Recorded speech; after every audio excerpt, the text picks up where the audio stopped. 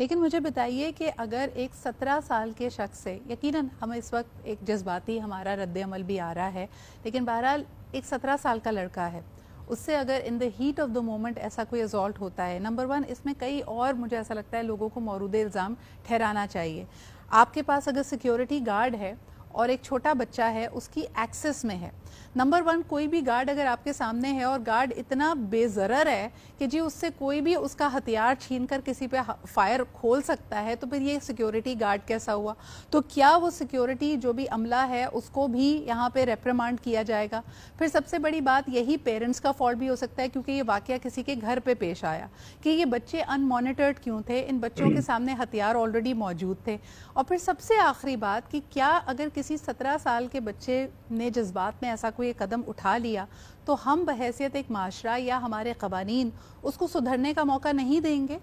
I know that this is a difficult stance، لیکن میں چاہوں گی کہ آپ اس کو ایڈریس کریں۔ وقاص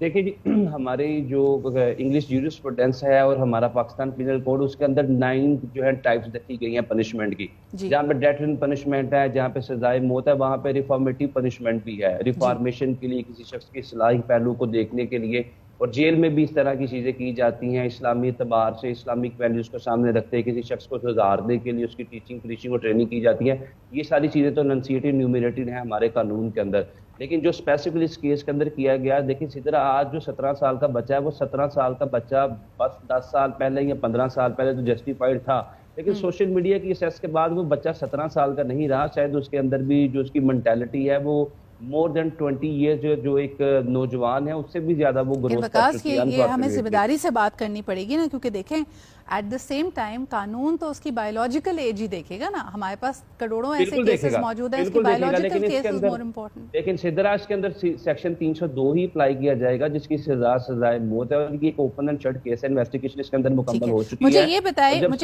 مجھ سے سوال یہ کرنا ہے کہ جو اس کا گارڈ ہے، جس کا گارڈ کیونکہ آئی ایم شیور وہ 17 سال کا نہیں تھا، جس کا ہتھیار چھینا گیا اور پھر ہتھیار کو استعمال کیا گیا، پتہ نہیں اس نے بیچ بچاؤ کرانے کی کوشش کی نہیں کی، بچہ آلریڈی اتنی دانست رکھتا تھا یہ 17 سال کا لڑکا کہ آئی ایم شیور کہ ہتھیار لاک ہوتا ہے، اس کو پہلے آپ نے ان لاک کیا، اس کو پہلے استعمال کیا، تو کیا اس کو اس کے ساتھ ملوث سمجھا جائے اس کاروائی میں؟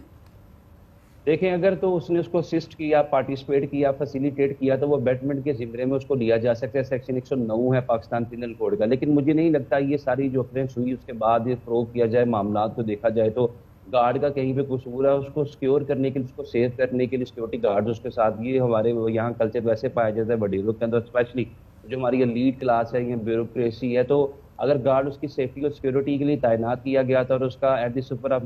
ہیٹ آف مومنٹ اس نے اس کی گن نکال کے قتل کر دیا، تو وہ کسی صورت بھی پارٹیسپیٹر نہیں ہے، فیسیلیٹیٹر نہیں ہے، اور وکیلیس لائبلٹی کا جو پرنسپل ہے ہمارے کرمنل لا کے اندر، نہ اس کے ماں باپ ذمہ دار ہیں نہ وہ گارڈ ذمہ دار۔ ہاں، جب ہم کسی بھی کرائم کی وجوہات، اس کے اسباب کنسیڈر کیا جائے گا، گارڈ کا بھی کیا جائے گا، لیکن to the extent of this occurrence کہ وہ شخص جو ہے جس نے خود قتل کیا ہے وہی اس کا ذمہ دار ہے، اسی کو زیادہ بھگتنا پڑے گا، اور قانون بھی اسی کے گرد گھیرا تنگ کرے گا۔ انویسٹیگیشن انٹیروگیشن میں دوسرے معاملات تو پروو کیے جائیں گے، لیکن شاید یہ وہ ان ترقی یافتہ ممالک کے لیے ہے کہ جو کرائم کو جڑ سے اکھاڑنا چاہتے ہیں۔